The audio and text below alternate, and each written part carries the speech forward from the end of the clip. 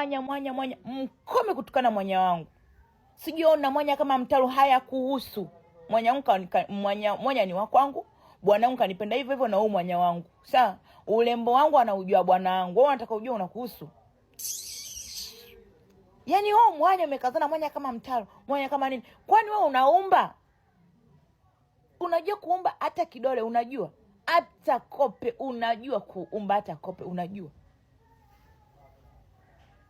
Umekazana mwanya, mwanya, sijui mwanya kama mtaro, sijui mwanya kama mashine ya kupitisha maji. Jamani, niache mwanya nini ya kanga.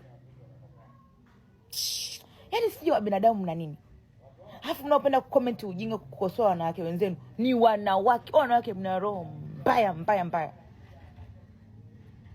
Sisi wengine hatujazoea siku kuja TikTok tukajirema tuanze si kulembo tunamlemblia bwana wangu huko chumbani. Wewe ulembo ni kuonesha wewe unakusaidia kitu gani? Nikae nijisexishe nionekane mlembo, si nifanye nini? Wewe itakusaidia nini? Uzuri wangu nataka kujua unakusaidia kitu gani? Niko kwenye mahusiano mwaka wa 5 sasa hivi. Niko na mume wangu mwaka wa 5 wa 4. Na napendwa na sijai kuachwa. Upo shosti na huu mtalo wangu, umwambii kitu bwana wangu. Umekazana mwanya nyoko. Tena mkome, nyewe mnaopenda kuongelea mwanya wangu, mkome. Bila huu mwanya wangu anijua.